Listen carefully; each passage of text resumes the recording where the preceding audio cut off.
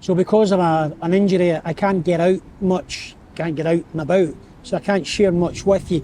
But I will blend some of my old videos from China as I talk on this video, and I will link up here or down in the description box below a link to these videos, because I think that content from previous videos was taken in some amazing places in China, but not a lot of people watched the videos back then. So where do I start with this week's video in this very windy day? So I see that there is a new war movie out called Warfare, and to be honest, I was expecting a whole bunch of war movies. I'm expecting a big recruitment drive to get more cannon fodder, a propaganda push for more humans to go off and fight a war that they have no investment in. My guess is that this next war will be coming through the Middle East somewhere. And that's what all the fear and hate in the Western European press is about these days. Even the MMA fighter Conor McGregor wants in on the act. He wants to be the next Irish Prime Minister. An interesting fact, do you know that the fighter that handed Conor McGregor his ass, busted him up pretty bad, was a fighter called Khabib? Great guy, great fighter.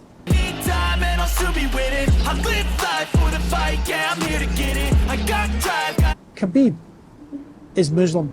I do think we should control immigration. Every country should.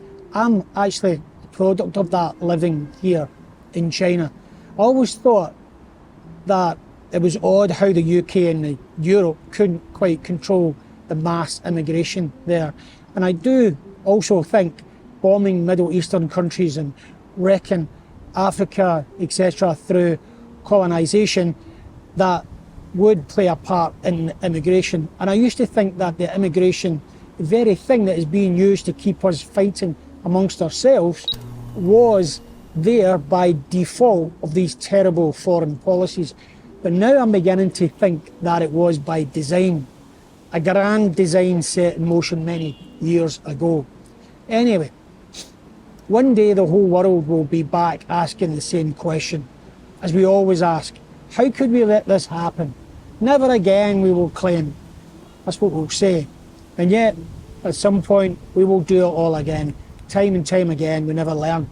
This time we better buckle up for what is about to come our way. But first, I think we better solve the economic war which is going on at the moment. That, for me, is also a bit of a clown show. Slowly but surely, American people are realising that the other countries pay the tariffs is the equivalent of Mexico will pay for the wall. And also the other countries are ripping us off statement is just nonsense, rubbish. A misdirect, if you ask me, thrown out there by a billionaire who is about to screw up the whole global economy. Because this guy doesn't listen to the expertise of others, thinks he knows everything, and he plays the part of being the victim. A billionaire as a victim. Currently he's acting with a lack of maturity and respect for the prime and prestigious position of the President of the United States. And somehow we accept that, even though if we acted the same way in our job, we would be sacked on the spot.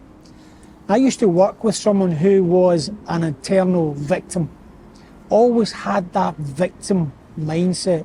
And I don't know if you've experienced that, but it gets exhausting after a while. So for me, if you put two and two together, a busted flush of an economy, drowning in debt, and an exhausted American population, tired of Donald Trump's onslaught, chaos, then it just might be a recipe for us all to be dragged into yet another war. And I ask myself the question, is it by design or is it by default?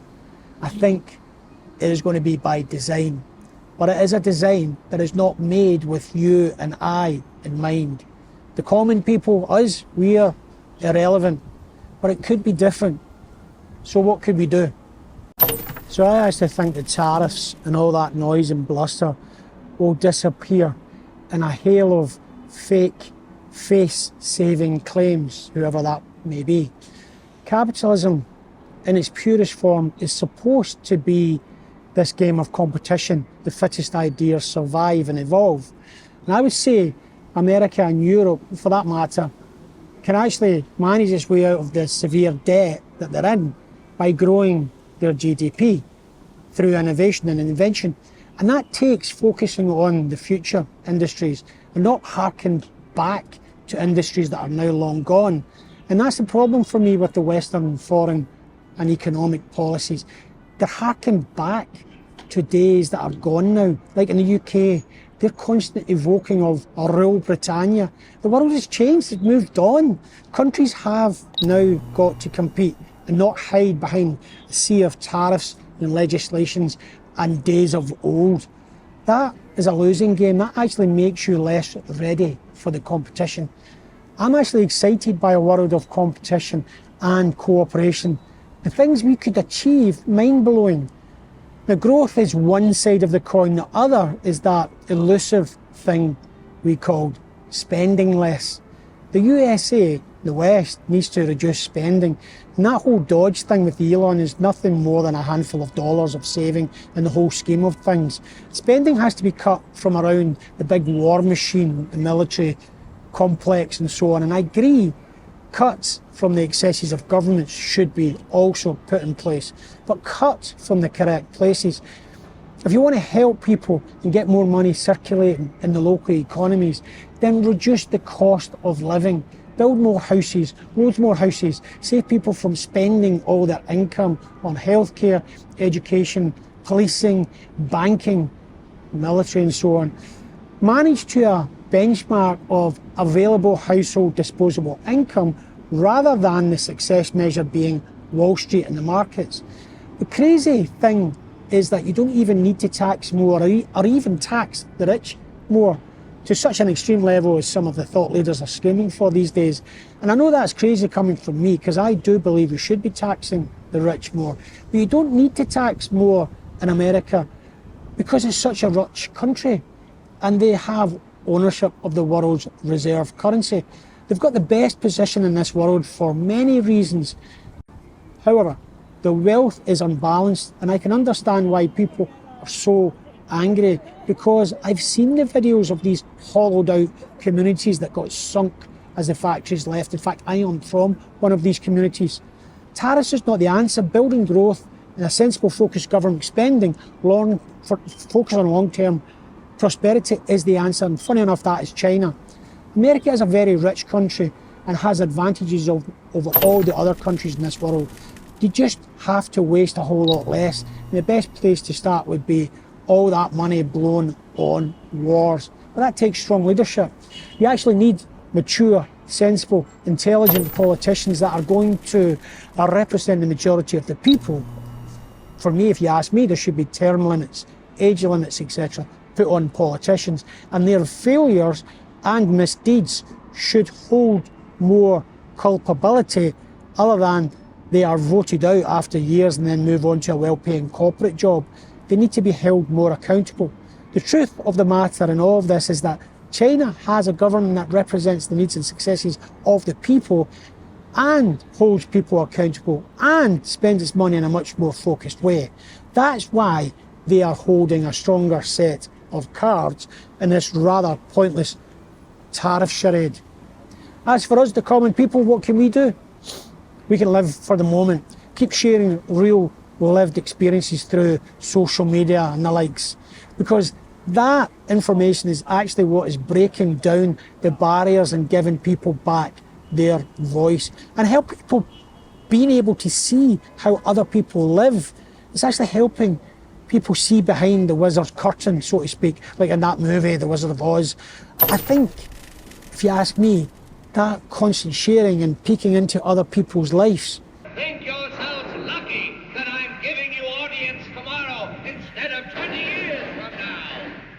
Oh. Is enough to curtail the threat of a global war.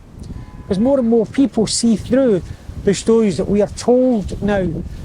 It's windy. Now we'll continue to do just that on this channel. I want to explore more and blend my thoughts and my zest for understanding this big, beautiful world we live in through my video content.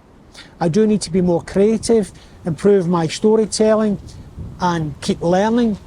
There are some big changes this year, and I hope you stay with us, with Lisa and I, as we evolve. I have this dream that one day I want to make a documentary, and this channel for me is a journey towards that. Now, I have no idea how or what the subject will be for a documentary. I have no idea where to even start it, how to go about it. But hey, a man can dream. So I will leave you with this one final thought as the wind picks up and my arm starts to hurt me. We forget to enjoy ourselves in the Western cultures. We're so busy fighting and arguing this idea that we can argue that means freedom. But what I see here in Asia and China is a much more content population. Yes, they have their struggles, as we all do, but there is a much more embrace of peace here.